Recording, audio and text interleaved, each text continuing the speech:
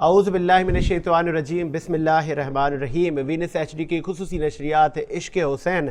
جو کہ محرم الحرام میں آپ دیکھ رہے ہیں، جو کہ سٹارٹ ہوئی تھی پہلی محرم سے اور عاشور تک آپ یہ محرم ٹرانسمیشن دیکھتے رہیں گے۔ ہم بات کرتے ہیں کہ کیا واقعہ کربلا میں معاملات پیش ہوئے، نواسہ رسول نے کس قدر دین اسلام کی حفاظت کی، اور کوشش یہی ہوتی ہے کہ سوسائٹی میں جس طرح کے سوالات اور نوجوانوں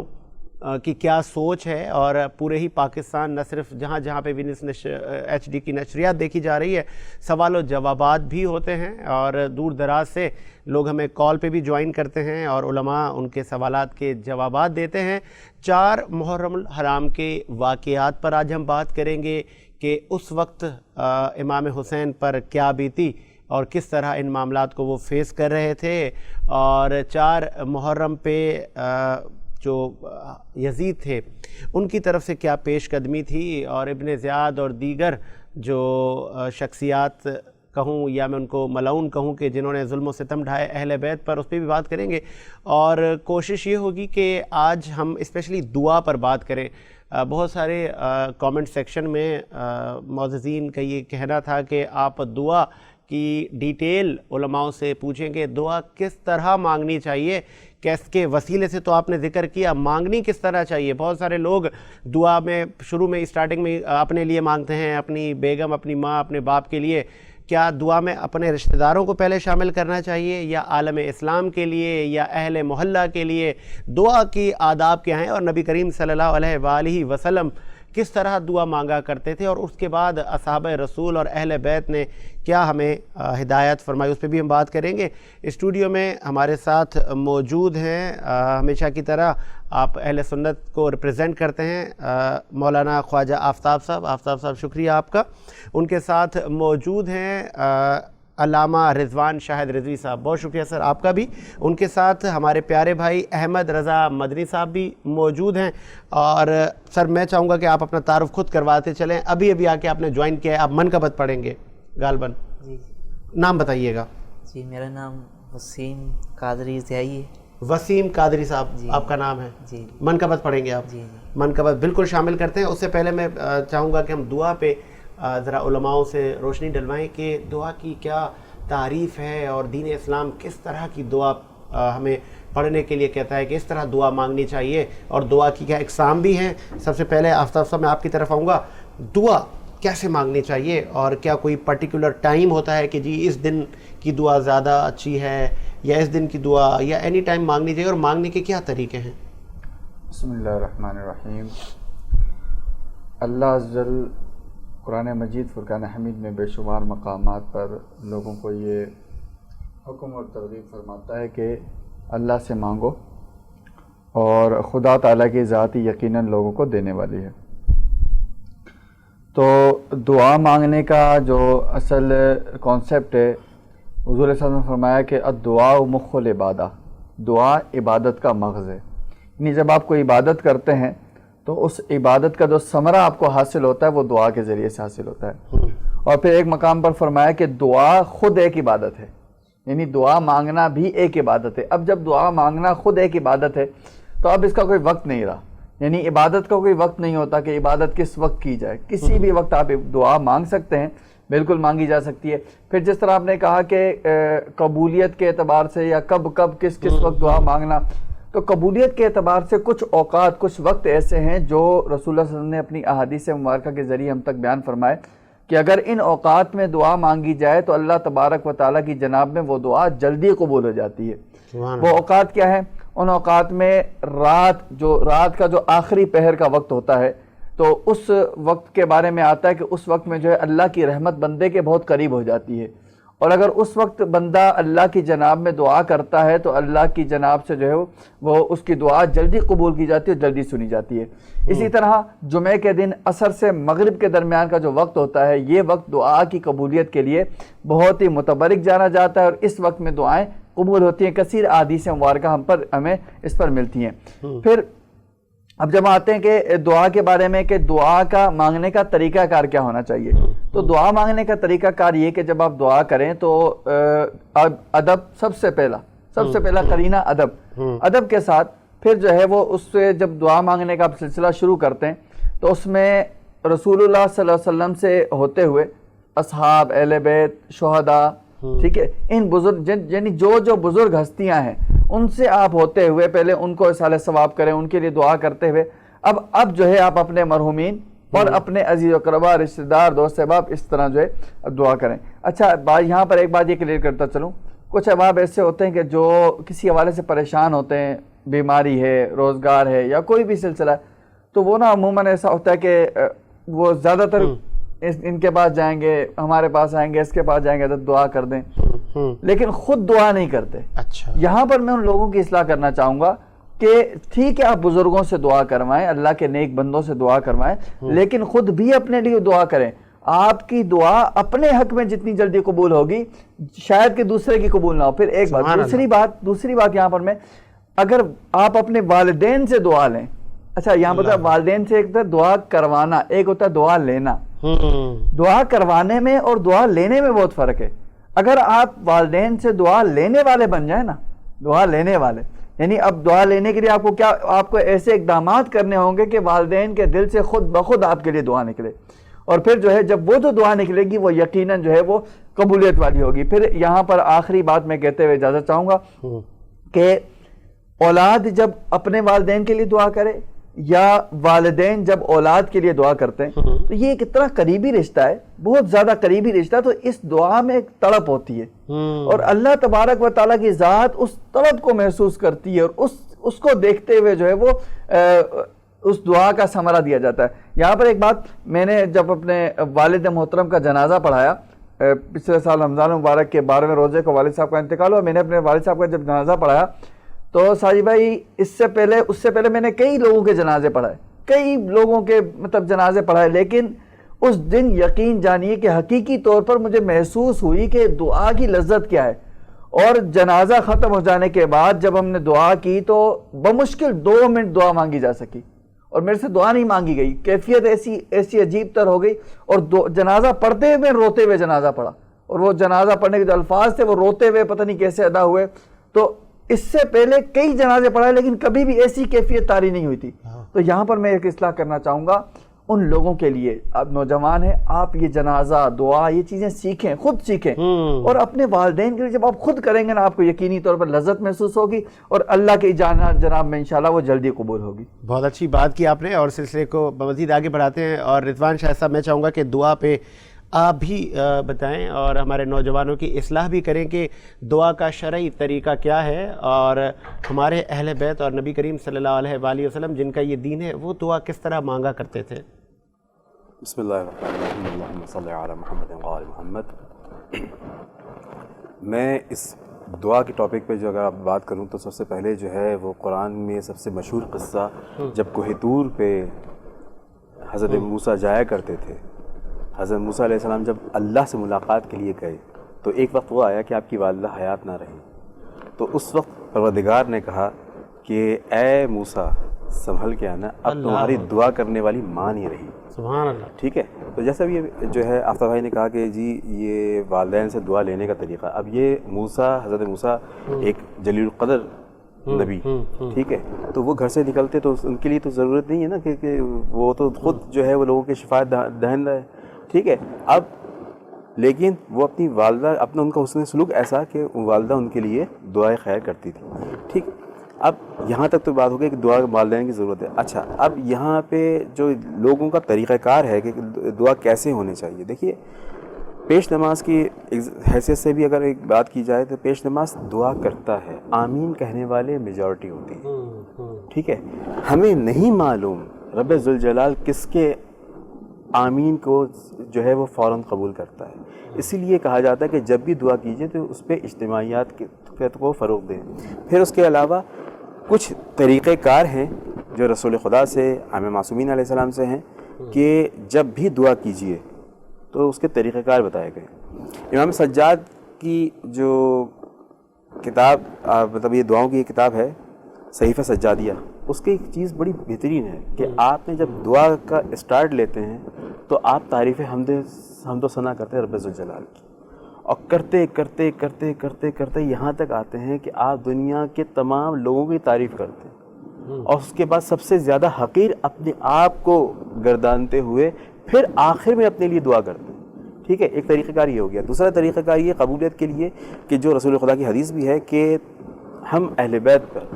مجھ پہ اور میری آل پر درود بھیجو، اور پھر درمیان میں جو ہے وہ اپنی حاجت طلب کرو رب ذوالجلال، پھر اس کے بعد تو تمہاری دعا لازمی قبول ہوگی. پھر اس کے علاوہ ایک اور چیز بھی ہے کہ سورہ توحید، جسے سورہ اخلاص بھی کہا جاتا ہے، اگر دعا مانگنے سے پہلے سورہ اخلاص کی تلاوت کر لی جائے، یا سورہ الحمد کی تلاوت کر لی جائے، یا سورہ قدر کی تلاوت کر لی جائے، تو رب ذوالجلال کی حضور جو ہے رسول خدا کی جو ہے وہ روایت موجود ہیں کہ اس طریقے سے دعائیں آپ کی لازمی قبول ہوں گی. اچھا، اس کے علاوہ امام صادق علیہ السلام، امام جعفر صادق علیہ السلام فرماتے ہیں کہ کسی نے سوال کیا کہ جو ہے وہ میں دعا کرنا چاہتا ہوں لیکن میرے ساتھ یہ مسئلے مسائل ہیں، آپ دعا کیجیے. تو آپ نے کہا کہ رسول خدا سے بھی کسی نے سوال کیا تھا، تو رسول خدا نے اس سے کہا کہ یہ بتا، آپ دیکھیں خاتم النبیین ہیں، بے شک، ٹھیک ہے، یعنی آپ کے صرف سوچنے سے ہی اگلے کا مسئلہ حل ہو سکتا ہے، لیکن ہم امتی کی حیثیت سے ہمیں ایک راستہ دکھایا جا رہا ہے کہ تیرے والدین موجود، یا رسول اللہ والدین موجود نہیں، تو پھر ان کی قبر جانتا ہے؟ ہاں جانتا ہوں. ان کی قبر کی زیارت کر، ان کو فاتحہ کر، اور اس کے بعد ان کو وسیلہ بنا کے پروردگار سے دعا مانگے. اور اس کے ساتھ ساتھ میں آپ کو یہ بات بھی بتا رہا ہوں، میرے والد، میں آگے گھر کی بات بتا رہا ہوں، میرے والد کو، یا اب مجھے بھی، میں جو ہے میرے والد حیات نہیں ہے، میرے والد کو جب بھی کوئی پرابلم ہوئی تو میری دادی یا میرے دادا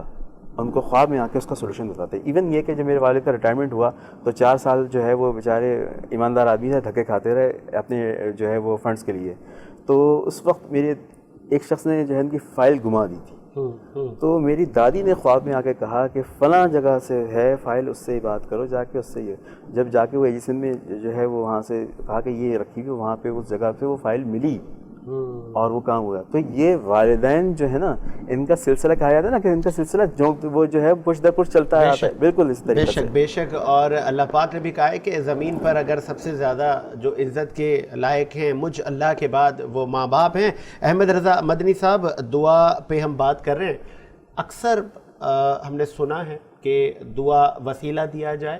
کچھ وسیلہ دیتے ہیں ہمارے بزرگوں کا، اور جو اللہ اولیاء ہیں، شمس تبریز ہیں، غوث اعظم اور اصحابہ رسول ہیں، پھر ہمارے میٹھے محمد نبی پاک صلی اللہ علیہ وآلہ وسلم ہیں. اچھا، کچھ کہتے ہیں جب آپ نماز پڑھ لیتے ہیں تو نماز کے بعد چونکہ آپ اللہ سے ڈائریکٹ ہو جاتے ہیں تو آپ کو وسیلوں کی بھی ضرورت نہیں ہوتی، آپ اللہ سے خود بھی دعا کر سکتے ہیں. تو یہ آپ سے تو یہ میں نے آپ پہ ڈبل وزن رکھ دیا کہ اب آپ بتائیں کہ یہ صحیح طریقہ، افضل طریقہ کون سا ہے؟ اعوذ باللہ السمیع العلیم من الشیطان الرجیم، بسم اللہ الرحمن الرحیم. دعا کے موضوع پر رئیس المتکلمین مولانا نقی علی خان صاحب رحمۃ اللہ تعالی علیہ، آپ اس آیت مبارکہ کو کوڈ کرتے ہیں کہ اللہ تبارک و تعالیٰ قرآن مجید فرقان حمید میں ارشاد فرماتا ہے، ادعونی استجب لکم، مجھ سے دعا مانگو میں ضرور قبول کروں گا. پہلی بات تو یہ کہ ناظرین کو بھی یہی پیغام ہے کہ اللہ تبارک و تعالیٰ کا قرآن مجید فرقان حمید میں فرمان، ادعونی استجب لکم، مجھ سے دعا مانگو میں ضرور قبول کروں گا. پہلے تو یہ ہے کہ آپ کا یقین اور اعتماد اللہ تبارک و تعالیٰ کی ذات پر 100% نہیں بلکہ 110% ہونا چاہیے. اگر ہمارا یقین اور اعتماد پیارے رب کریم کی ذات پر نہیں ہوگا نا، تو یاد رکھیے گا جس طرح ہمارے یہ ارادے متزلزل ہیں تو ہماری دعا کی قبولیت بھی نہیں ہو پائے گی. کیونکہ رب کی ذات پر اگر بھروسہ مکمل نہیں ہے تو دعا کی قبولیت میں بھی تاخیری ہو سکتی ہے. اور پھر آپ نے جو بات کہی کہ وسیلے سے دعا مانگنا، کہ میں نے اس سے پہلے بھی جب ٹرانسمیشن ہوئی تو اس میں یہ بات بیان کی کہ حضرت سیدنا امام شافعی رحمۃ اللہ تعالی علیہ، شافعی المسلک کے بانی، آپ فرماتے ہیں کہ جب مجھے کوئی مسئلہ درپیش آتا تو میں حضرت سیدنا امام اعظم ابو حنیفہ نعمان بن ثابت رضی اللہ تعالی عنہ کے مزار فائز الانوار پر حاضر ہوتا اور ان کے وسیلے سے دعا مانگتا، اللہ تبارک و تعالی میری دعا کو ضرور قبول کرتا۔ اچھا، نماز میں دعا مانگنا، نماز کے بعد دعا مانگنا، نماز میں دعا مانگنا بھی افضلیت اور پھر نماز کے بعد بھی دعا مانگنا افضلیت رہا۔ آپ کا یہ سوال کہ بندہ ڈائریکٹ تو اللہ سے ہو جاتا ہے، لیکن وہ صرف ڈائریکٹ اللہ سے مانگے یا وسیلے سے، اللہ کے بندوں کے وسیلے سے مانگے؟ تو یاد رکھیے گا ساجد بھائی، ہمیں تو بزرگان دین کی طرف سے یہی الحمدللہ تعلیمات عطا فرمائی گئی ہیں کہ بڑوں کی بارگاہ سے گزرتے ہوئے جاؤ گے تو آپ کے کام اچھے ہوں گے، سبحان اللہ، اور بڑوں کی بارگاہ کو کراس کرتے ہوئے نکلو گے نا تو ہو سکتا ہے کاموں میں روڑے اٹکنا شروع ہوا۔ تو اگر آپ دعا مانگ رہے ہیں، نماز کے بعد مانگے، نماز سے پہلے مانگے یا کبھی بھی مانگے، تو بزرگان دین رحمہم اللہ المبین کے وسیلے سے دعا مانگیں گے تو انشاءاللہ ضرور قبول ہوگی۔ اور ایک اور بات، علماء کرام فرماتے ہیں بزرگان دین کے وسیلے کے متعلق کہ سید الشہداء امیر حمزہ رضی اللہ تعالی عنہ، حضور جان عالم صلی اللہ تعالی علیہ وآلہ وسلم کے چچا محترم، ان کے وسیلے سے جو بندہ دعا مانگے اللہ تبارک و تعالی اس کی دعا کو ضرور قبول فرماتا ہے، جو شہداء احد میں سے۔ پھر اللہ تبارک و تعالی جب جس طرح ماں باپ کا تذکرہ چل رہا تھا تو پھر اللہ تبارک و تعالی ماں باپ کی خدمت کرنے والے اور پھر ماں باپ کی دعا لینے والے، جیسا کہ علامہ خواجہ آفتاب صاحب نے بڑی پیاری بات کوٹ کری کہ ایک ہوتا ہے دعا لینا اور ایک ہوتا ہے دعا کا کہنا کہ آپ میرے لیے دعا کر دیں، لیکن ہمارا رویہ ایسا ہونا چاہیے اپنے ماں باپ کے ساتھ، ہم ماں باپ سے دعا لینے والے بن جائیں، دعا کا کہنے والے نہیں بنے۔ ایک مرتبہ کا واقعہ ہے، حضرت سیدنا موسیٰ علیہ نبینا علیہ الصلوۃ والسلام کے دل میں خیال پیدا ہوا کہ یا رب عز و جل، میں جنت میں اپنا رفیق دیکھنا چاہتا ہوں کہ جنت میں میرا رفیق کون ہوگا، میرا ساتھی کون ہوگا۔ تو حضرت سیدنا موسیٰ علیہ نبینا علیہ الصلوۃ والسلام کو اللہ تبارک کی طرف اللہ تبارک و تعالیٰ نے وحی فرمائی کہ اے موسیٰ، فلاں فلاں دکان پہ چلے جاؤ، فلاں بازار میں جاؤ گے تو دیکھنا وہاں پر ایک شخص ہوگا، وہی تمہارا رفیق ہے۔ اب جب حضرت سیدنا موسیٰ علیہ نبینا علیہ الصلوۃ والسلام اس بازار میں تشریف لے گئے تو دیکھا ایک نان بھائی کی دکان پر ایک نان بھائی روٹیاں لگا رہا ہے اور روٹیاں ڈسٹریبیوٹ کر رہا ہے، تقسیم کر رہا ہے، روٹیاں پکا کر بیچ رہا ہے۔ تو حضرت سیدنا موسیٰ علیہ نبینا علیہ الصلوۃ والسلام کو بڑا تعجب ہوا کہ نان بھائی میرا جنت میں رفیق ہوگا، کہ نان بھائی میرا جنت میں رفیق ہوگا۔ تو حضرت سیدنا موسیٰ علیہ نبینا علیہ الصلوۃ والسلام نے اللہ تبارک و تعالیٰ کی بارگاہ میں یہ عرض گزار ہوئے کہ یا رب عز و جل، یہ جنت میں میرا رفیق کیسے؟ تو پھر حضرت سیدنا موسیٰ علیہ نبینا علیہ الصلوۃ والسلام کی طرف اللہ تبارک و تعالیٰ نے وہی فرمائی کہ اے موسیٰ، اس کی ماں دعا کرتی تھی کہ یا اللہ میرا بیٹا بہت زیادہ خدمت گزار، اگر تو اس کا کوئی رفیق بنانا جنت میں تو حضرت سیدنا موسیٰ علیہ نبینا علیہ الصلوۃ والسلام کو اس کا رفیق بنانا، کہ یہ اتنی بڑی خدمت، ماں باپ کی خدمت، پھر ماں باپ کی خدمت کے بعد ان کی دعا لینا کہ بندے کے وارے نیارے ہو جاتے ہیں۔ کہ حضور جان عالم صلی اللہ تعالی علیہ وآلہ وسلم کے خانوادے سے اور حضرت سیدنا سرکار بغداد حضور سیدی غوث اعظم رحمۃ اللہ تعالی علیہ کہ آپ کی والدہ ماجدہ نے جب آپ کو گھر سے نکلتے ہوئے تلقین کی تھی کہ بیٹا کبھی جھوٹ نہیں بولنا، اور پھر والدہ ماجدہ کی ہی تربیت تھی کہ حضرت سیدی غوث اعظم رحمۃ اللہ تعالی علیہ نے ڈاکوؤں کے سامنے راز افشا کر دیا کہ میرے پاس 40 دینار ہیں، اشرفیاں ہیں جو میرے کپڑوں میں سلی ہوئی ہیں، اور پھر جو والدہ نے تربیت کی اس تربیت پر آپ پورا اترے، آپ نے اپنی والدہ ماجدہ سے کیا ہوا عہد اور وعدہ پورا کرا، اور اللہ تبارک و تعالیٰ نے اسی والدہ کی تربیت کی وجہ سے، انہی والدہ کی دعاؤں کی برکت سے حضور سیدی غوث اعظم رحمۃ اللہ تعالی علیہ کو شہنشاہ بغداد بھی بنایا اور سردار اولیاء بھی بنا دیا۔ سبحان اللہ۔ اور آگے بڑھاتے ہیں سلسلے کو، منقبت بھی ہم شامل کرتے رہیں گے، اور آپ جہاں جہاں پر ٹرانسمیشن دیکھی جا رہی ہے آپ ہمیں ہماری نشریات میں کال کر سکتے ہیں، واقعہ کربلا کے حوالے سے آپ سوالات کر سکتے ہیں، یا کسی بھی دینی معاملات پر آپ علماء کی رہنمائی حاصل کر سکتے ہیں۔ نمبر میں آپ کو ریپیٹ بھی کر دیتا ہوں، اسکرین پر بھی آپ یہ نمبر دیکھ سکتے ہیں، 021-343-00224 آپ اس پہ کال کر سکتے ہیں رات 10 بجے سے رات 12 بجے کے درمیان، مطلب ہماری ٹرانسمیشن میں آپ کال کر سکتے ہیں۔ جی وسیم، منقبت آپ سنا رہے تھے، بسم اللہ۔ پشتوں سے میں ہوں منگتا حسین کا، سبحان اللہ۔ پشتوں سے میں نصیر ہوں منگتا حسین کا، ورثہ میں نے پایا ہے صدقہ حسین کا، ورثہ میں نے پایا ہے صدقہ حسین کا، اور اس بات کا ثبوت دے دیا اصغر کی جنگ نے، چلتا ہے ہر جہان میں سے کا حسین کا، چلتا ہے ہر جہان میں صدقہ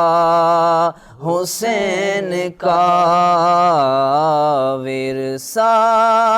میں نے پایا ہے صدقہ حسین کا، نبیوں کی روز حشر یہ فرمائش نہ ہو، نبیوں کی روز حشر یہ فرمائش نہ ہو، اذان ہو بلال کی سجدہ حسین کا، اذان ہو بلال کی سجدہ حسین کا، ورثہ میں نے پایا ہے صدقہ حسین کا، پشتوں سے میں نصیر ہوں منگتا حسین کا۔ آخری شعر پیش کروں گا، بڑا خوبصورت شاعر نے شعر لکھا ہے۔ شاعر کہتا ہے، میزان حشر کی مجھے کیا فکر ہو نصیر، میزان حشر کی مجھے کیا فکر ہو نصیر، باری ہمیشہ رہتا ہے پلہ حسین کا، باری ہمیشہ رہتا ہے پلہ حسین کا، حسین کا باری ہمیشہ رہتا ہے پلہ حسین کا، پشتوں سے میں نصیر ہوں منگتا حسین کا، ورثہ میں نے پایا ہے صدقہ حسین کا، حسین کا ورثہ میں نے پایا ہے صدقہ حسین کا۔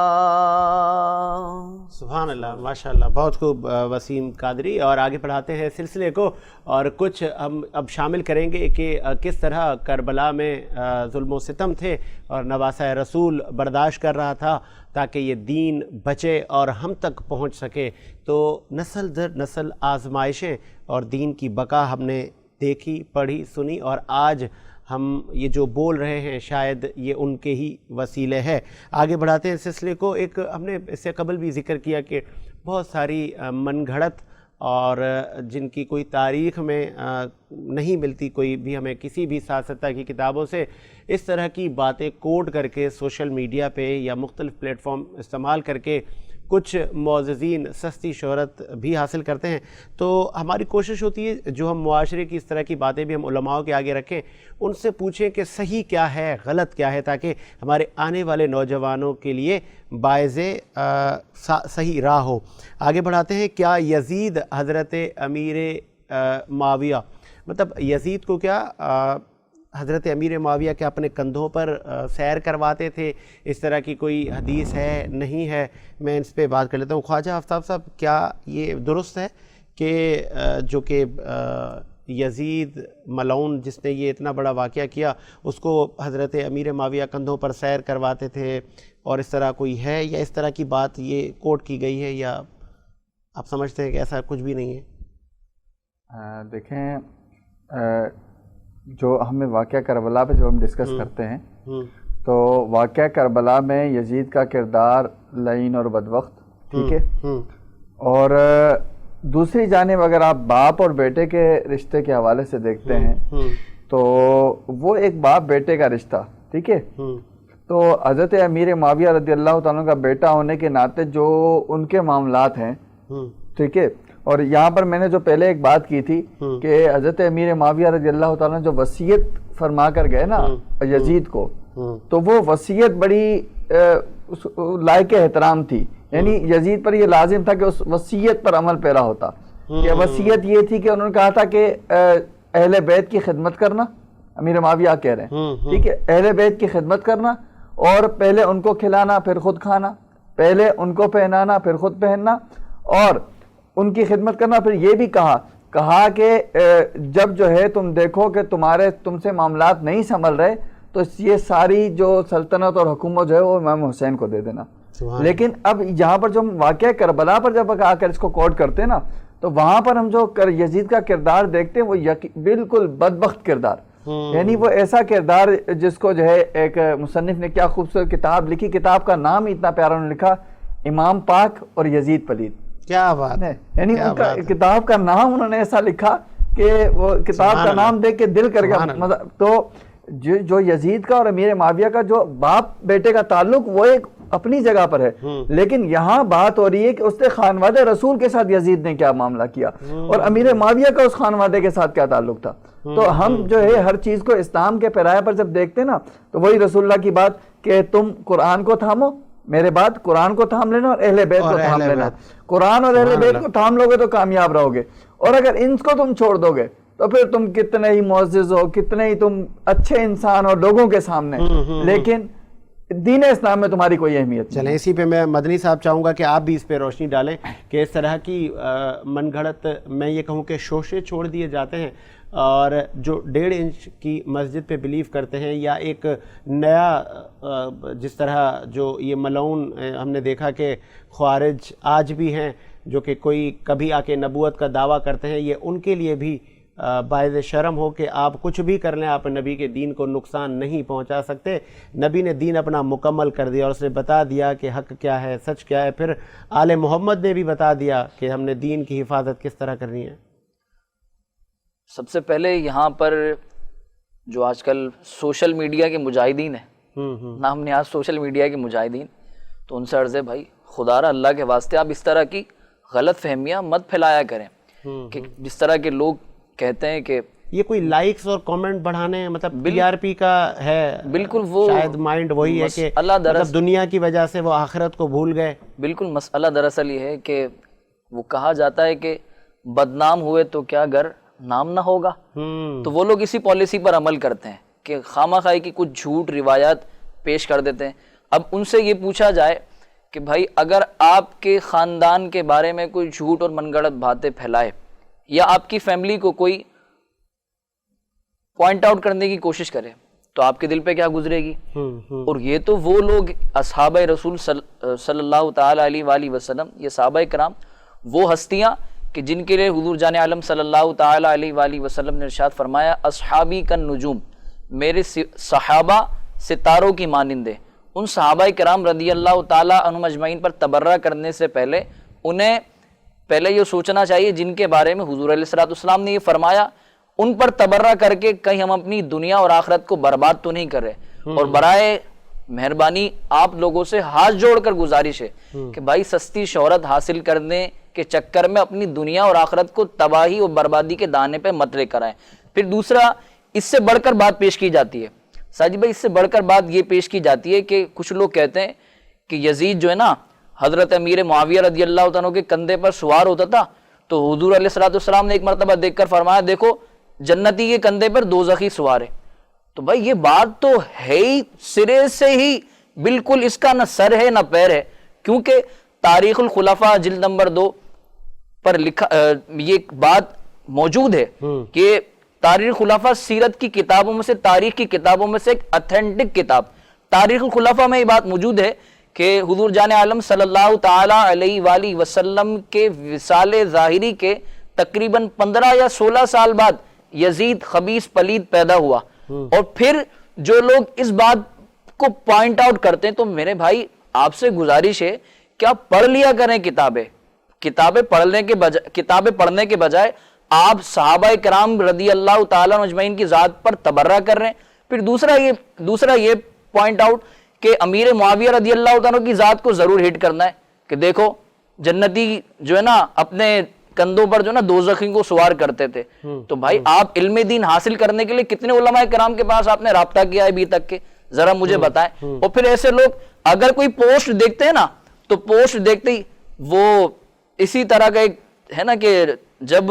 کسی جگہ پر گندگی موجود ہوتی ہے نا تو بہت ساری مکھیاں جو نا اس گندگی میں اپنا منہ مارنے کے لیے پہنچ جاتی ہیں کہ نہیں اس گندگی میں ہمیں بھی منہ مارنا ہے. تو بھائی آپ اس گندگی میں کیوں منہ مار رہے ہیں کہ جہاں پر صحابہ کرام رضی اللہ تعالیٰ عنہم اجمعین کی شان اقدس کو معاذ اللہ ثم معاذ اللہ گھٹانے کی باتیں کی جا رہی ہیں، آپ کو اس گندگی میں منہ مارنے کی ضرورت ہی نہیں ہے. اور پھر رہی بات یہ کہ اگر آپ کو سیرت کا تاریخ کا مطالعہ کرنا ہے تو علماء کرام سے رابطہ کریں. اس طرح کے جو نالج والے پروگرامز ہیں آپ وہ دیکھیں. اب ہوتا یہ ہے کہ نالج والے پروگرامز دیکھنے کے بجائے دنیا کی فضولیات لغویات کے لیے ہمارے پاس ٹائم ہے لیکن دین سیکھنے کے لیے ٹائم نہیں. ٹھیک ہے، آگے بڑھاتے ہیں سلسلے کو. احمد رضا صاحب، اس میں سوال کو اور آگے بڑھا دیتا ہوں. رضوان صاحب میں آپ کی طرف آؤں گا، آپ بھی علامہ صاحب اس پہ روشنی ڈالیں کہ جس طرح حضرت نے کہا شان بڑھانا اور شان گھٹانا، اکثر ہم دیکھتے ہیں ہم الفاظوں کا ٹریبیوٹ تو دیتے ہیں ہم بزرگان دین کو اور تمام ان دین کے پلرز کو جنہوں نے اپنے اپنے ادوار میں دین کے لیے کام کیا، تو یہ شان گھٹانا شان بڑھانا اور ایکچول دین کیا کہتا ہے؟ جو دین کہتا ہے ہمیں تو وہ بتانا ہے نا. ہم خود سے نہ کسی کو بڑھا سکتے ہیں. چلے میں ایز پر میری ایک چھوٹی ایک ناچیز، بڑھانا تو سمجھ میں آتا ہے، یہ گھٹانا آپ کو نہیں لگتا کہ ایسا نہ کرنا چاہیے؟ اور اس کے ساتھ ساتھ میں چاہوں گا ملعون یزید پہ بھی آپ لان تان کرتے چلیں. دیکھیں سب سے پہلی بات تو یہ کہ یہ لاجیکل بات ہی نہیں ہے کہ جو ہے رسول خدا کی ظاہری حیات میں جو ہے وہ یزید موجود تھا. ٹھیک ہے، یزید جو ہے وہ تقریباً 42 یا 45 سال کی عمر کے اندر جو ہے جہنم واصل ہوا. ٹھیک ہے، اور واقع کربلا کے تقریباً 3 یا 4 سال بعد وہ جو ہے اس وقت بھی اس کی جو فوج جو تھی وہ اس پہ مکہ میں جو ہے وہ سنگباری کر رہی تھی کعبے پہ منجنیق سے. ٹھیک ہے، اور یہ ایک یہاں پہ میں ایک بات پوائنٹ آؤٹ کرتا ہوں کہ جس وقت امیر شام کا دور حکومت شروع نہیں ہوا تھا اس سے جو مکمل طور پہ انٹائر ہول اسلامک کنٹریز، اس سے پہلے آپ گورنر تھے دمشق کے، سیریا کے یعنی شام کے. اب اس وقت آپ کے ساتھ جو معاملات تھے وہ یہ تھے کہ رہزن اور دیگر تمام جگہ اور دیگر اور معاملات میں بھی آپ کے مسائل بہت زیادہ تھے کیونکہ آپ جو تھے وہ کاروباری بھی تھے. لہٰذا اپنے بیٹے کو سیکیور کرنے کے لیے آپ نے جنگل میں چھوڑ رکھا تھا یزید کو. یزید اور پھر یزید کی جو پرورش ہوئی، جو تمام طرح چیزیں ہوئیں، جو اس کے جو خادمات تھیں، دیگر تمام لوگ جو اس کے دیکھنے والے تھے، وہ یہودی تھے سب، ٹھیک ہے، اس وجہ سے کہ کوئی قتل نہ کر ڈالے، اس وجہ سے کہ کوئی قتل نہ کر ڈالے وہ وہاں رکھا، اور اس پہ امیر شام نے کئی دفعہ اسے تانا بھی دیا، اس کے کیوں؟ وہ ہر چیز کو جھپٹ کے کھاتا تھا، جو اسلامی طریقہ کار ہے اس کے بجائے جو ہے وہ ہر چیز کو نوچ کے جھپٹ کے، اور زبردستی کا قائل تھا وہ، اس زبردستی کے اوپر جو ہے وہ ہمیشہ اس کو تانا دیا کرتے تھے کہ تو جو ہے وہ جہالت والے طریقہ کار نہ کر، جو طریقہ کار ہوتا ہے، ٹھیک ہے، اس کو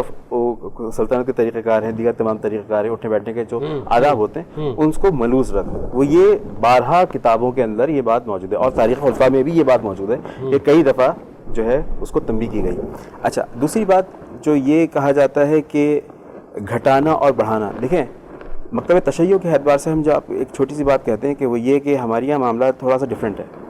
ہمارے معاملہ یہ ہے کہ اگر کوئی شخص ظاہراً رسول خدا کے ساتھ تھا اور اس کا اینڈ بھی وہیں پہ ہی ہوا ہے ساتھ، تو وہ قابل قبول ہے۔ اگر وہ نعوذ باللہ مرتد ہو گیا یا آل رسول کے ساتھ مرتد ہو گیا، تو وہ ہمارے لیے جو ہے اس حیثیت، جس نے پہلے بھی کل بھی بات کی تھی، اس کا ہمارے لیے حیثیت اب وہ نہ رہی۔ جیسے مثال کے طور پہ کہ جب واقعہ کربلا ہوا تو اس وقت کئی ایسے لوگ تھے جو یزید کے دربار میں موجود تھے، ٹھیک ہے، اور یزید نے یہ کہا کہ آج میں کامیاب ہو گیا اس طریقے سے، تو اس وقت جو اہل ایمان تھے ان کو جو بتایا گیا تھا، وہ بریف کیا گیا تھا، وہ یہ کیا گیا تھا کہ کچھ لوگ تھے جو باغی گروہ تھا، انہوں نے آ کر ہم سے کیا، اس کے بعد ہم نے ان پہ فتح حاصل کی اس طریقے سے۔ لیکن جب امام سجاد وہاں پہ تشریف لے کر آئے اور جب یہ بات معلوم ہوئی تو اس وقت یزید کی اپنی زوجہ ہند جو ہے وہ یزید کے مقابل آئی تھی۔ یزید نے سب سے پہلے اپنی ہند سے کہا تھا کہ تم جو ہو وہ میرے ساتھ وہاں پہ تخت پہ براجمان ہونا، تو ہند جو تھی اس عورت نے کہا کہ میرے لیے ایک ایسا برقعے کا انتظام کرو جس سے میں لوگوں کو دیکھ سکوں، کوئی مجھے نہ دیکھے، اتنی باپردہ عورت تھی وہ، ٹھیک ہے۔ تو اس وقت جو ہے وہ اس کے لیے اہتمام کیا گیا، اور مجھے اتنی بلندی پہ ہو کہ کوئی میری طرف رخ نہ کر سکے۔ اب جب اہل بیت کا کارواں آیا، جب اندر لائے گئے، مختصر بات کر رہا ہوں، تو اس وقت جو ہے شمر ملعون نے 2 گوشوارے جو ہے وہ یزید کی بیٹی کو تحفتاً دیے، تو بیوی سکینہ نے کہا کہ یہ گوشوارے میرے ہیں۔ آپ کا سن اس وقت تقریباً 4.5 سال کا، 4 سال کا، 4.5 سال کا، 3 سال کا اس طریقہ ملتا ہے۔ تو اس وقت آپ نے کہا کہ تو تمہیں یہ کس نے دیے؟ تو اس نے کہا کہ یہ شمر بن ذوالجوشن نے مجھے دیے۔ تو کہا کہ یہ میرے ہیں۔ تو کہتے ہیں کہ تیرے پاس کیا ثبوت ہے؟ یہ کیوں بادشاہ کی بیٹی تھی، لہٰذا اس نے کہا کہ تیرے پاس کیا ایسا لفظ استعمال کیا ہے کہ کیونکہ وہ تو یہ جانتی تھی کہ یہ جو ہے قیدیاں ہیں، ٹھیک ہے، تو کہ یہ تیرے پاس کیا ثبوت ہے؟ کہیں گے ان کانوں کے پیچھے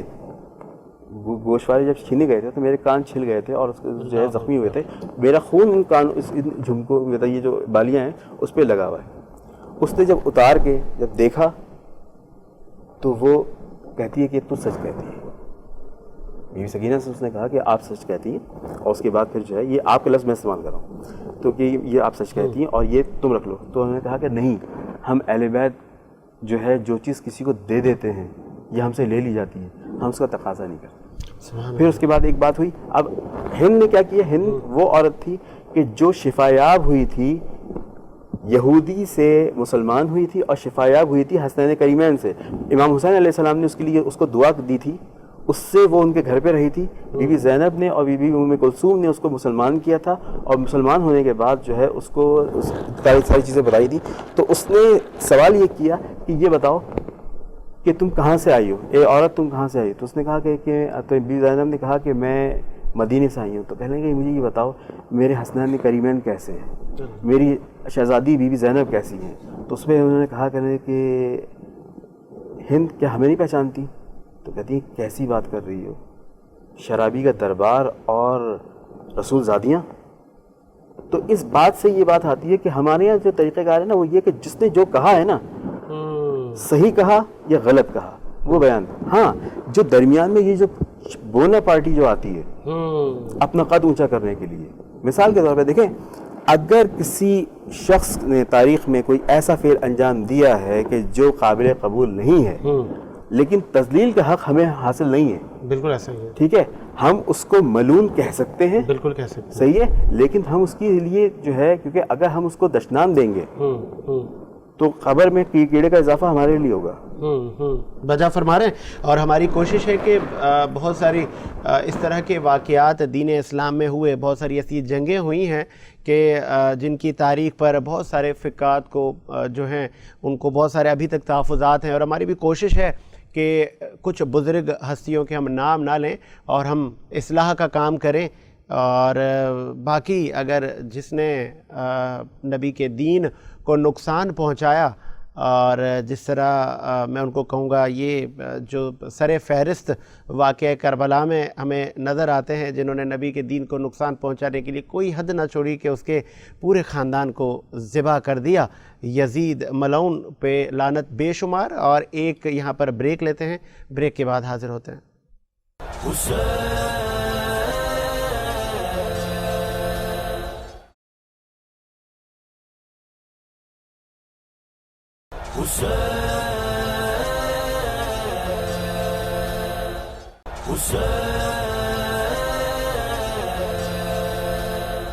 بریک کے بعد خوش آمدید۔ وینس ایچ ڈی کی خصوصی نشریات عشق حسین جاری ہے، جو کہ پہلی محرم سے لے کے عاشور تک جاری رہے گی، اور ہم ذکر کر رہے ہیں کربلا کا اور کربلا کے شہیدوں کا، اور ہماری کوشش ہے کہ کچھ مسائل کو بھی ہم اجاگر جو ہوئے ہیں ان کو ہم حل کریں، اور مختلف دینی مسائل ہم سے فون کال پر عوام الناس پوچھتے ہیں، اور علماء اس پر روشنی ڈالتے ہیں کہ دین ان پر کیا کہتا ہے۔ نمبر آپ کی اسکرین پر موجود ہوگا، اور میں نمبر آپ کو ایک بار پھر ریپیٹ بھی کر دیتا ہوں، 0321343224۔ آپ اس پہ کال کر سکتے ہیں رات 10 بجے سے لے کے رات 12 بجے تک، اور علماءوں سے آپ کسی بھی حوالے سے آپ سوال پوچھ سکتے ہیں، دین اسلام کے جتنے بھی معاملات ہیں اس پہ وہ روشنی ڈالیں گے۔ اور آگے بڑھاتے ہیں سلسلے کو، بات کرتے ہیں۔ ہم نے تاریخ اسلام میں دیکھا کہ مختلف ادوار میں عرس منائے جاتے رہے، تو یہ کب سے شروعات ہوئی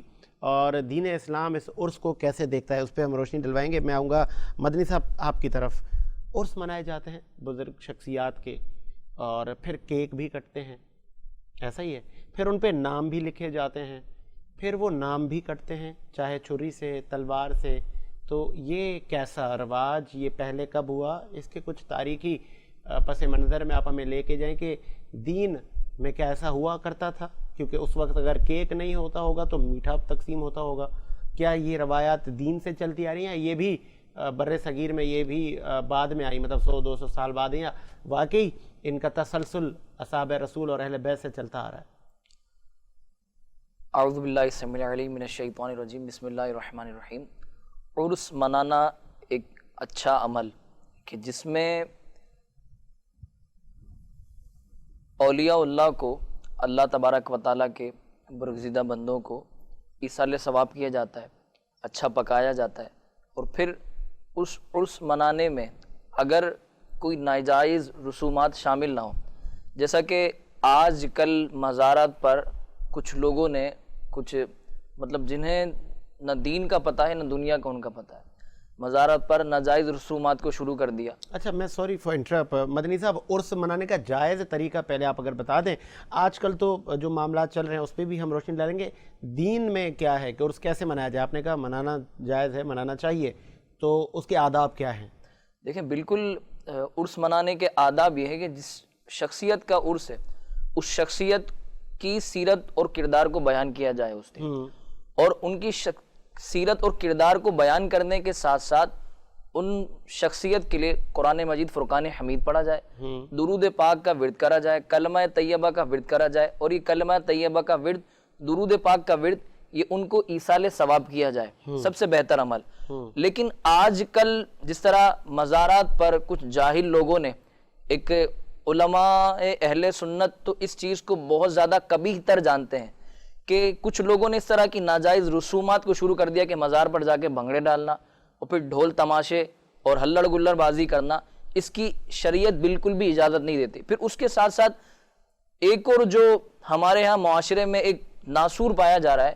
کہ مرد جاتے ہی ادھر ہیں جہاں پر خواتین کی زیادہ آمد و رفت ہوتی ہے، اور خواتین کا مزارات پر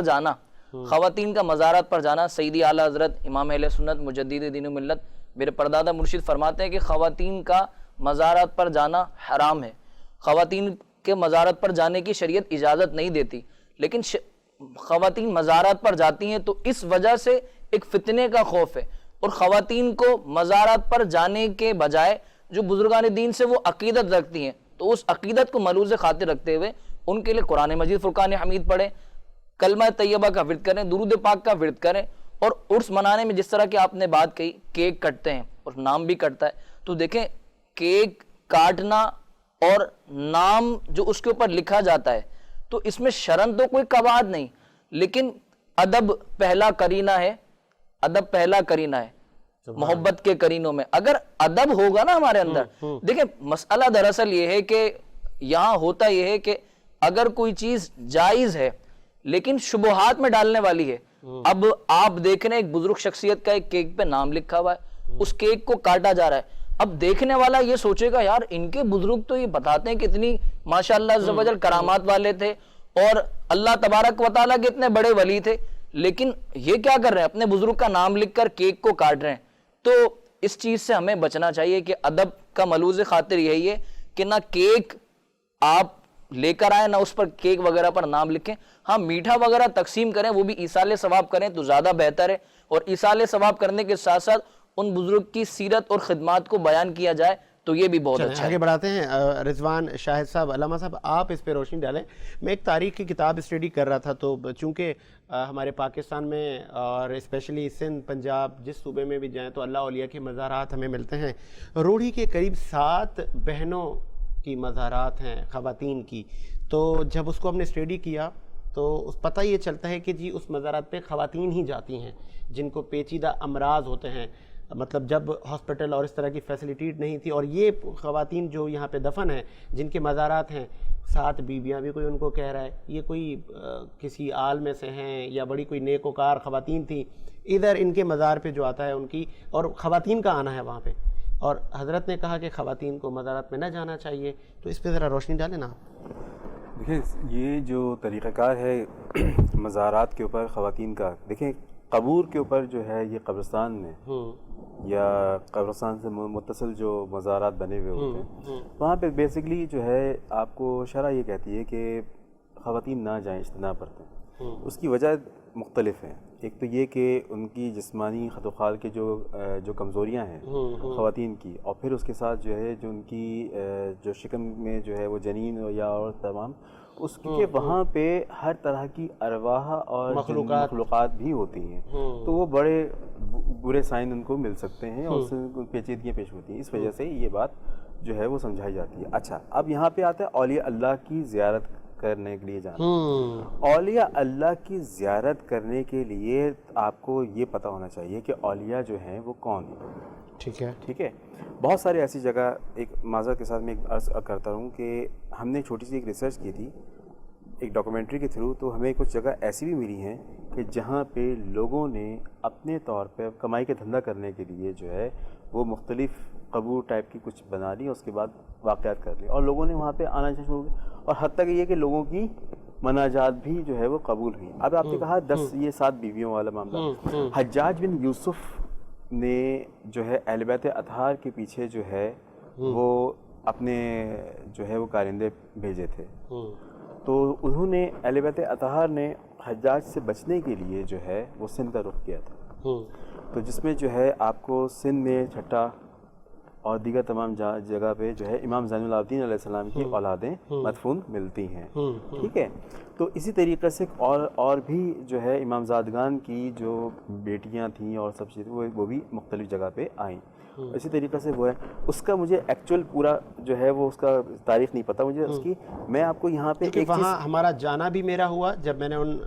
لوگوں سے پوچھا تو انہوں نے کہا یہ 7 بیویوں کی مزاریں ہیں، یہاں پہ خواتین آتی ہیں، جو خواتین کی پیچیدہ امراض میں مبتلا ہوں تو وہ آتی ہیں اور ان کی معاملات صحیح ہو جاتے ہیں اور وہ درستی کی طرف جاتے ہیں۔ یہ ایک سلسلہ ہے، کیونکہ وہ قبور بھی خواتین ہیں۔ ہاں میں وہی کہہ رہا ہوں، میں وہی بات کر رہا ہوں کیونکہ قبور کے اوپر جو ہے وہ جانا جو ہے اگر وہ خواتین کی وہ جا رہے ہیں تو اس میں جو ہے کسی حد تک آپ شفا کے لیے اگر جانا چاہ رہے ہیں اس طریقے سے تو اپنے آپ کو پاک اور صاف اگر آپ ہیں تو صورت میں آپ جو ہے بحالت مجبوری آپ جا سکتے ہیں. اور دوسری بات یہ کہ ایک چیز اور ہم یہاں پہ ایڈ کرتا چلوں کہ ہمارے خاندان سے معاملات جو تاریخ میں لکھے گئے ہیں اس کے اندر جو ہے وہ ایک بات ملتی ہے. یہ دھمال کا جو معاملہ ہے مزارات پہ در حقیقت یہ ایک بدعت ہے. اس کی بدعت کی وجہ جو یہ بدعت یہ ایک بگڑی شکل ہے. کس طرح سے؟ وہ اس طرح سے کہ امام زین العابدین علیہ السلام جو تھے ان سے عشق تھا حضرت لال شہباز قلندر. ان کو عشق تھا اور عشق کے اندر جو ہے دیگر تمام لوگ بھی جو ہیں وہ نسبتوں کے سلسلوں سے جڑے ہوئے ہیں. تو آپ کو یہ میں بتاتا چلوں کہ اس کو ماڈرن سائنسز کے اندر جو ہے وہ ٹیلیپیتھی ایک ایسی چیز ہوتی ہے کہ جس کے اندر جو ہے اگر آپ کسی سے زیادہ انسیت رکھتے ہیں تو وہ آپ کو خواب میں بھی نظر آ سکتا ہے. آپ نے یعنی اپنا پورا اپنا وجدان جو ہے آپ اس طرف ڈائیورٹ کرتے ہیں اور اس کے بعد پھر وہ آپ سے ملاقات بھی ہو سکتی ہے, بات چیت بھی ہو سکتی ہے. یہ سب چیزیں پاسبل ہیں. ٹھیک. حضرت لال شہباز قلندر جب سندھ آئے تو اس اطراف میں تمام ہندو آباد تھے. ٹھیک ہے. تو آپ کے پاس جو کچھ بھی تھا وہ سب کچھ آپ واقع کربلا کو اپنی آنکھوں سے بینا طریقے سے جو حضرت امام سجاد کے ساتھ جو مصائب ہوتے تھے وہ آپ نے اپنی آنکھوں سے دیکھے, جس کی وجہ سے آپ جو تھے وہ اس کیفیت میں جس طریقے سے امام کرتے تھے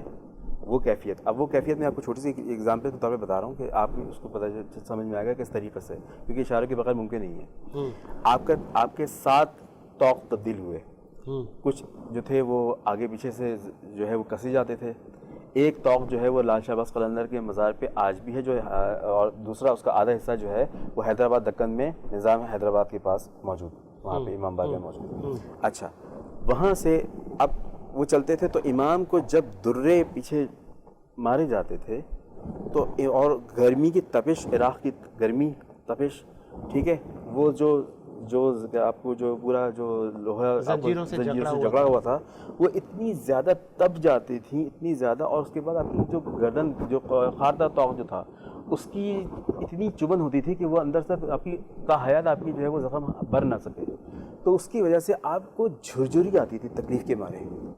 جب آپ کو چلا نہیں جا رہا ہوتا تو آپ کو پھر اس کے بعد آپ کو کھانا نہیں ملتا تھا, آپ کو اور سب چیزیں بھی تھیں. تو آپ اتنے لاغر تھے کیونکہ وہ جسم جو ہے وہ زنجیروں نے کھانا شروع کر دیا تھا. آپ اتنے لاغر تو آپ چلتے چلتے جو ہے وہ ایسے ہوتے تھے تو اس طریقے سے جا کے وہ آپ لہراتے تھے.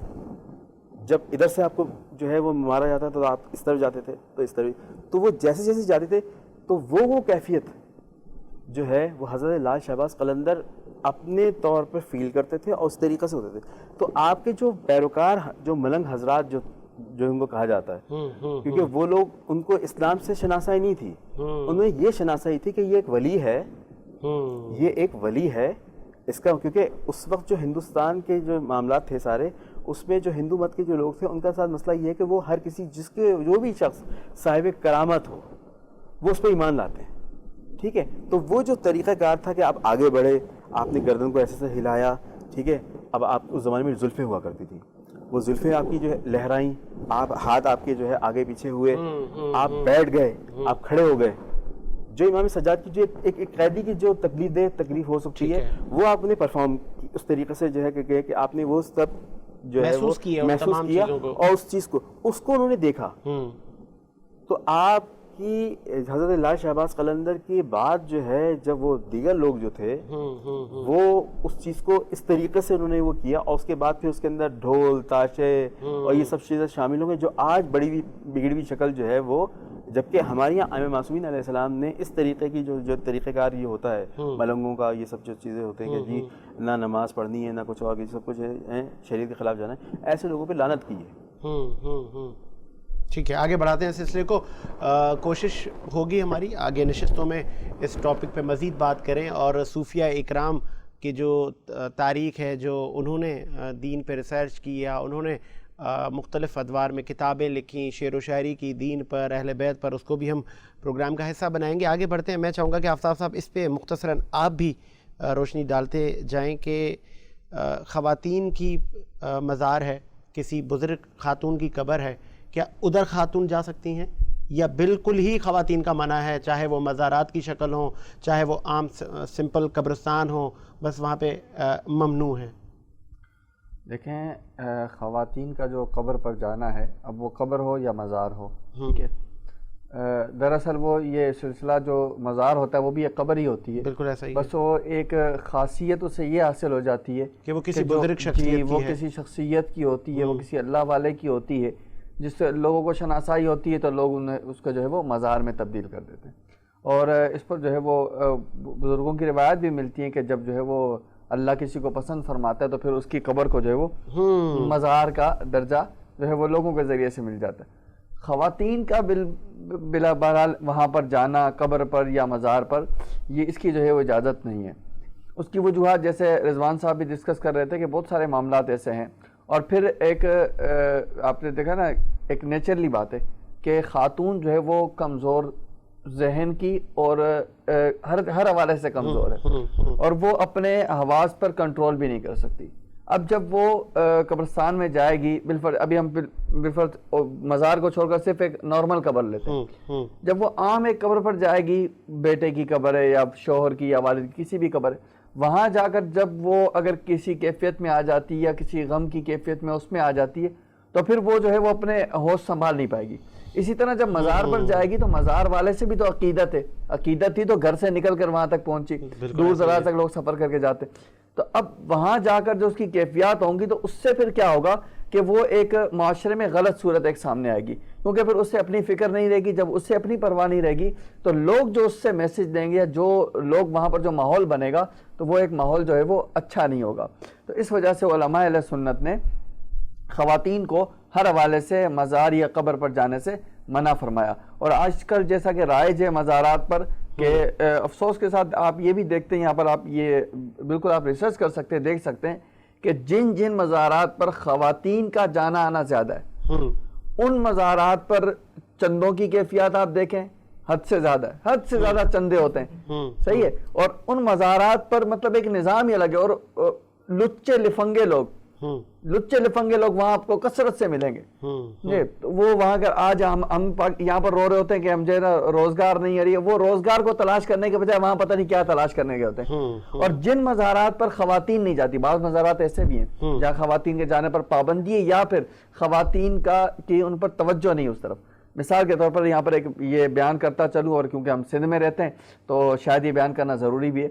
گجوں میں ایک تابعی بزرگ ہیں، یہ امام حسن بصری علیہ رحمہ کے شاگرد، امام حسن بصری کے خاص شاگردوں میں سے حضرت سیدنا ربیع بن سبیع علیہ رحمہ، ان کا مزار مبارک گجوں میں. یہاں الحمدللہ میرا جانا ہوا اور تقریباً ہر مہینے حاضری کا شرف رہتا ہے. اس مزار کی ایک الگ ہی خاصیت ہے، وہ یہ کہ وہاں پر خواتین کا رجحان ہے ہی نہیں، مطلب بہت زیادہ مختصر کچھ خواتین اگر چلی گئی اکا دکا، ورنہ خواتین کا وہاں. تو وہاں جب بھی جانا ہوا اور میں کئی دوستوں کو لے کر گیا، اور ایسے نیوٹرل قسم کے لوگ اور بزنس مین کمیونٹی، ان کو جب میں جن کا مطلب مزار کی طرف نہیں یار اب چھوڑ یار، لیکن جب وہاں پر وہ پہنچے جیسے اندر کہا یار یہاں پر کوئی سکون ہے. تو یہ ایک میں نے اس سے پہلے ایک بعض بزرگوں کی کتب میں بھی پڑھا کہ جب مزارات پر خرافات شروع ہو جاتے ہیں اور غیر شرعی رسومات شروع ہو جاتی ہیں، یہ بڑی پوائنٹ والی بات ہے کہ جب مزارات پر غیر شرعی رسومات اور خرافات شروع ہو جاتے ہیں تو وہ جو شخصیت وہاں پر بزرگ جو مدفون ہوتی ہیں وہ وہاں سے رحلت کر جاتے ہیں. وہ پھر وہاں رہنا پسند نہیں کرتے، کیونکہ روح کو تو اختیار ہے نا جانے کا، روح تو جا سکتی ہے، جسم اگرچہ وہاں ہے، اور جو تاثیر بخشنے والی ہے وہ روح ہے. اگر کسی کو برکتیں دینے والی ہے تو وہ روح ہے، روح برکتیں دیتی ہے آپ کو. تو جب اب جس طرح میں نے کہا نا گجوں کا یہ مزار، تو میرے سندھ کے جو دوست احباب اگر وہاں جائیں، وہاں جا کر آپ خود کیفیت محسوس کریں گے. اور شاید اس کیفیت کی سب سے بڑی وجہ یہ کہ وہاں خرافات نہیں ہے، وہاں غیر شرعی رسومات نہیں ہیں، اور تو اس وجہ سے وہ ہستی ہیں بزرگ، وہ وہاں پر مدفون ہیں اور موجود ہیں. تو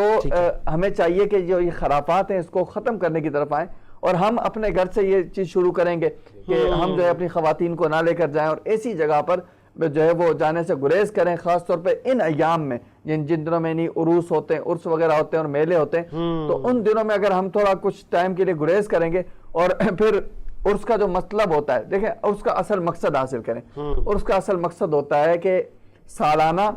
بزرگ کے لیے اصال ثواب کا طریقہ کار، اس کو عرس کا ایک نام دیا گیا ہے کہ سال کے بعد جس تاریخ کو ان کی تاریخ وفات ہوتی ہے اس تاریخ کو مل کر بیٹھے، اب ان کو یاد کریں، ان کا تذکرہ کریں. جیسے ہم یہ بیٹھے نا محرم میں، اب ہم محرم کے ان 10 ایام میں ہم ذکر حسین علیہ السلام رضی اللہ عنہ لے کر بیٹھے، تو اس کا مقصد کیا تھا کہ ان کو ہم ان دنوں میں خاص طور پر یاد کریں. تو عرس بھی یہی ہوتا ہے کہ جب جس دن میں ان کا دن آتا ہے تو اس تاریخ پر ہم بیٹھتے ہیں اور ان کے تذکرے، ان کی یاد اور شرعی طریقہ کار کے مطابق وہ اگر کریں گے تو انشاءاللہ بہتری بھی آئے گی اور بہتر نتائج بھی ملیں گے. ٹھیک ہے، آگے بڑھاتے ہیں سلسلے کو اور منقبت بھی ہم شامل کرتے ہیں، اور بلال قادری ہمارے ساتھ موجود ہیں. بلال، آج کون سی منقبت سنائیں گے آپ؟ اعوذ باللہ من الشیطان الرجیم، بسم اللہ الرحمن الرحیم. امن کا محرمہ بھی وہ شاہ کا ہے شاہ بھی، ایسا بادشاہ حسین ہے میرا حسین ہے، ایسا بادشاہ حسین ہے میرا حسین ہے، میرا بادشاہ حسین ہے. کرے کوئی جو غم سری کسی کی کیا مجال ہے، کرے کوئی جو غم سری کسی کی کیا مجال ہے. حسین ہے لحاظ سے جگہ میں بے مثال ہے، یہ ہو چکا ہے فیصلہ، یہ ہو چکا ہے فیصلہ، نہ کوئی دوسرا خدا نہ کوئی دوسرا، حسین ہے میرا حسین ہے، ایسا بادشاہ حسین ہے میرا حسین ہے، میرا بادشاہ حسین ہے میرا حسین ہے، ایسا بادشاہ حسین ہے. اور شہید کربلا کا غم جسے بھی ناگوار ہے، شہید کربلا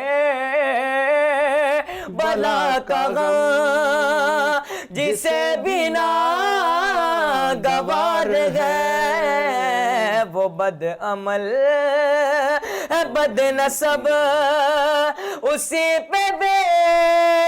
شمار گئے. ارے او دشمن ازل، ہاں ارے او دشمن ازل، تمہر ذرا قبر میں چل، پتہ چلے گا کیا حسین ہے میرا حسین ہے، ایسا بادشاہ حسین ہے میرا حسین ہے، میرا بادشاہ حسین ہے، مولا حسین ہے میرا بادشاہ حسین ہے میرا حسین ہے، ایسا بادشاہ حسین ہے.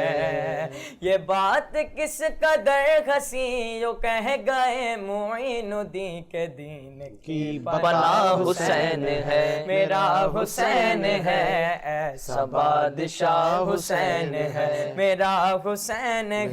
میرا بادشاہ حسین ہے.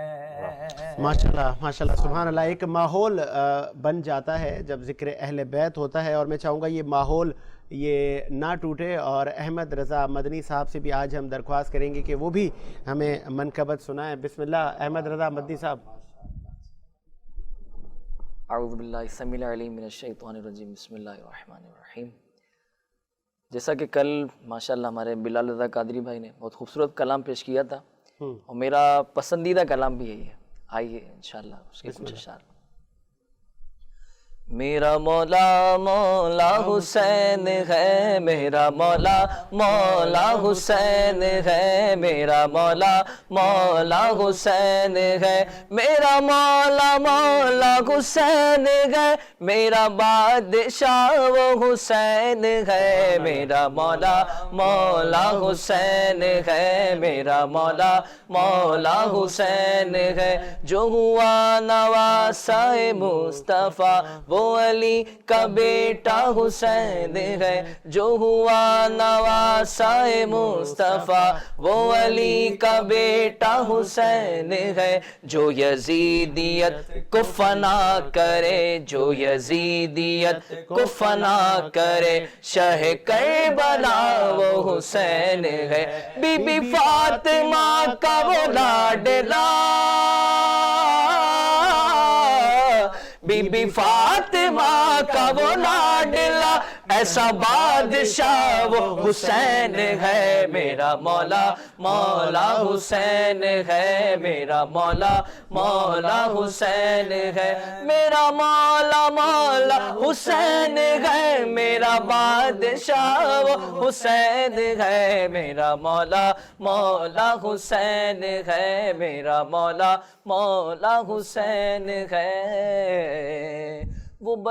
بھی بندہ کتنا عجیب ہے، سبحان اللہ، وہ بھی بندہ کتنا عجیب ہے، جو کہے یزید بھی ٹھیک ہے، وہ بھی بندہ کتنا عجیب ہے، جو کہے یزید بھی ٹھیک ہے، یا حسینی بن یا یزیدی بن، یا حسینی بن یا یزیدی بن، ایسے جھوٹ میں کیوں شریک ہے، کیوں دو کشتیوں کا سوار ہے، کیوں دو کشتیوں کا سوار ہے، وہی حق نما جو حسین ہے، میرا مولا مولا حسین ہے، میرا مولا مولا حسین ہے، میرا مولا مولا حسین ہے، میرا بادشاہ وہ حسین ہے، میرا مولا مولا حسین ہے، میرا مولا مولا حسین ہے۔ بہت خوب، بہت خوب مدنی صاحب، ماشاءاللہ آپ نے سما باندھ دیا، اور سما نہ ٹوٹے۔ میں آج چاہوں گا کہ علامہ صاحب آپ بھی سلام نوحہ یا منقبت، اگر آج آپ بھی، کیونکہ ہم نے مسائل پہ بات کی، ہم چاہ رہے ہیں کہ ہمارا لاسٹ سیگمنٹ ہے تو ذکر حسین چلتا رہے۔ یہ سوچتا ہوں کہ عابد کا حال کیا ہوگا، یہ سوچتا ہوں۔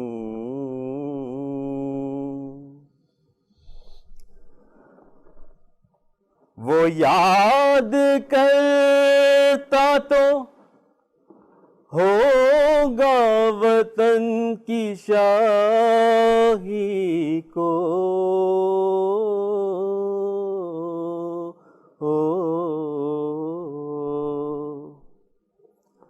وہ یاد کرتا تو ہوگا وطن کی شاہی کو،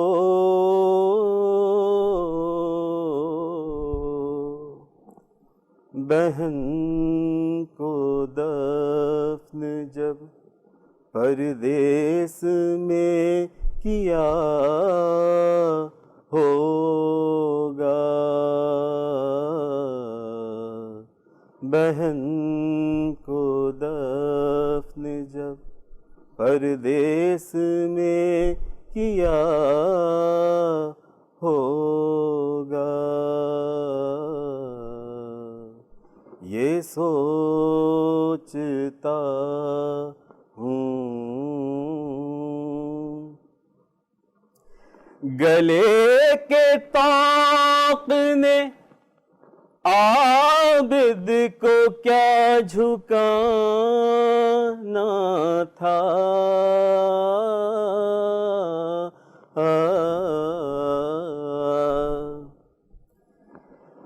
گلے کے طوق نے عابد کو کیا جھکانا تھا،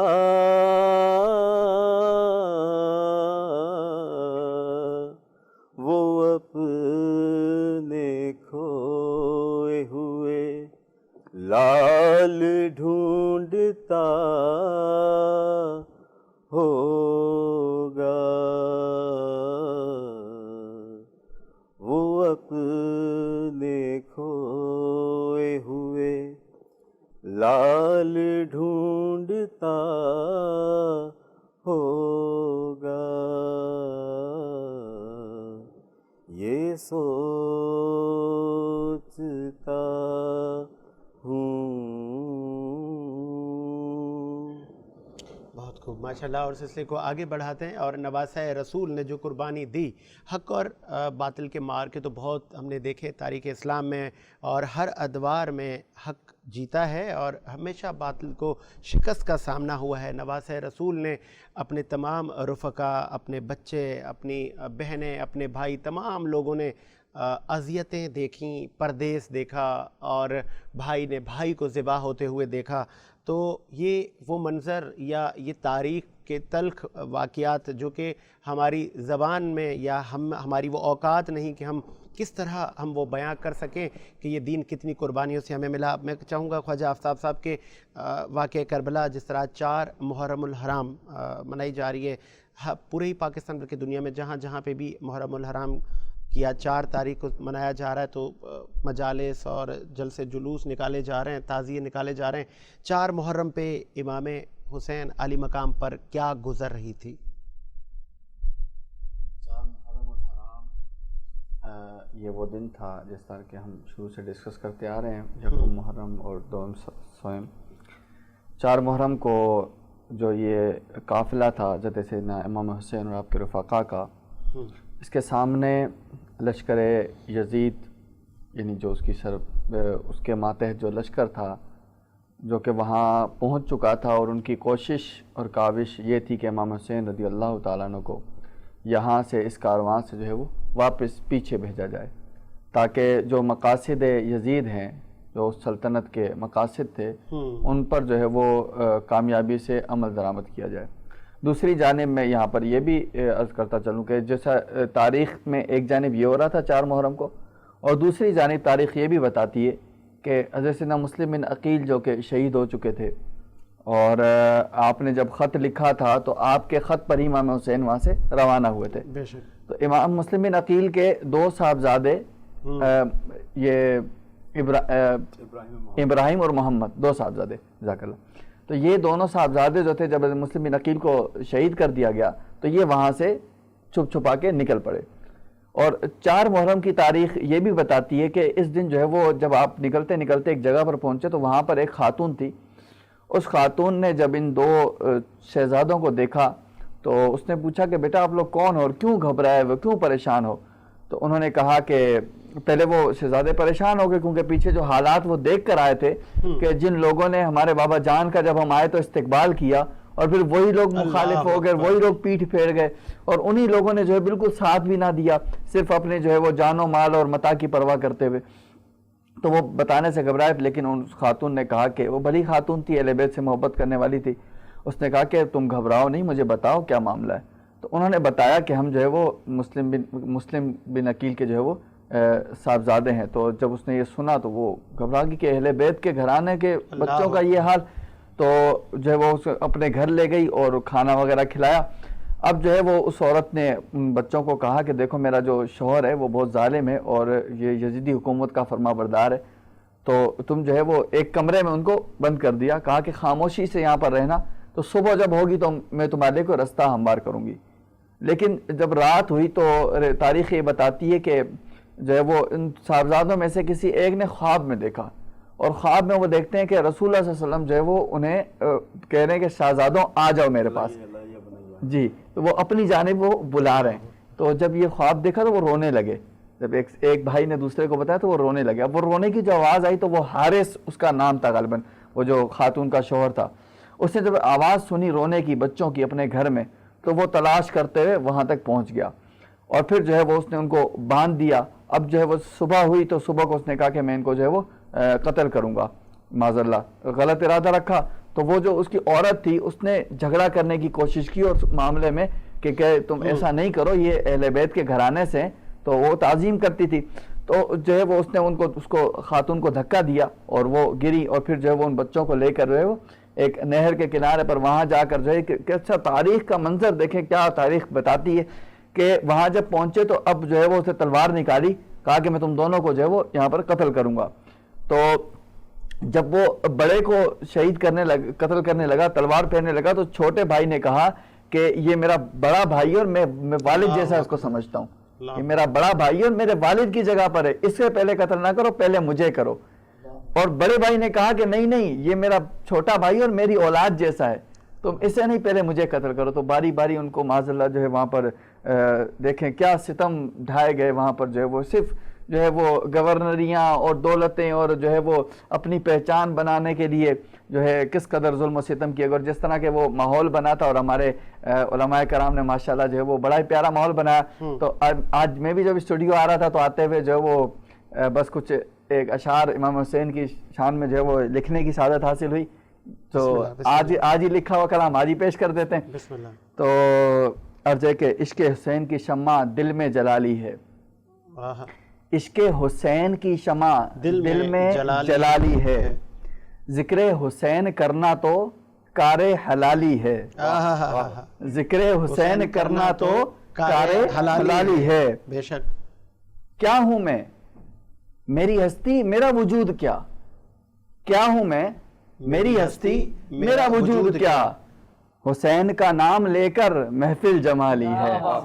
یہ علماء کرام نے جو حسین کا ذکر کر کے جو محفل جمائی نا, تو اس پر یہ کہ حسین کا نام لے کر حضرات نے محفل جما لی. اور حسین کیا چیز ہے, یہ حسین, تو اس شاعر نے ایک بڑی پیاری بات کی کہ جو حسین ہوتا ہے نا, حسین یہ ہوتا کیا, ذرا سمجھے. شاعر نے اپنے انداز میں بیان کیا, کہا کہ شاعر کہتے ہیں کہ مت پوچھ کیسے کوئی شاہ مشرقین بنا, مت پوچھ کیسے کوئی شاہ مشرقین بنا, بشر کا ناز نبوت کا نور عین بنا. مت پوچھ کیسے کوئی شاہ مشرقین, یعنی مشرق و مغرب, مشارق و مغارب کا شاہ بن گیا, اس کا اتنا نام ہو گیا تو مشرق سے مغرب, شمال تا جنوب چرچے ہونے لگے. وہ کیسے بنا, مت پوچھ کیسے کوئی شاہ مشرقین بنا, بشر کا ناز نبوت کا نور عین بنا, علی کا خون لعاب رسول اور شیر بطول, علی کا خون لعاب رسول اور شیر بطول, ملے جب یہ عناصر تو پھر حسین بنا. ماشاءاللہ ماشاءاللہ سبحان اللہ. اور آپ نے دیکھا کہ یہ عشق حسین کی نشریات جاری ہے جو کہ عاشور تک جاری رہے گی. تو جہاں جہاں تک آپ یہ ٹرانسمیشن دیکھ رہے ہیں تو ہمارے علماء سے آپ تاریخ اسلام اور واقعہ کربلا کے حوالے سے سوال و جواب بھی کر سکتے ہیں, کیونکہ جس طرح نواسۂ رسول نے قربانی دی, اور کیوں نہ دیتے کہ ان کے بابا مولا کائنات حضرت علی سے لے کے نبی کریم صلی اللہ علیہ وآلہ وسلم مختلف ادوار میں دین کے یہ جو سپہ سالار کہوں, میں ان کو محافظ دین کہوں, کہ ہمارے جس طرح میں نے عرض کیا کہ ہمارے پاس تو وہ سنہرے الفاظ بھی نہیں ہیں کہ جن الفاظوں سے ہم ان کو خراج تحسین پیش کریں کہ انہوں نے اپنے ماں باپ, بچے, بہن, بھائی, بیٹے, کسی بھی رشتے کی قربانی دینے کے دریغ نہیں کیا کہ یہ میرے نبی کا دین بچ سکے. اور آج بھی ایسے محافظ زندہ ہیں جو کہ دین اسلام کی بقا اور سربلندی کے لیے اپنی جانیں نچھاور کرتے ہیں. آج تک کے لیے اتنا ہی. آپ سے ملاقات ہوگی 5 محرم کو. مجھے اور میری ٹیم کو اجازت دیجیے. اللہ حافظ.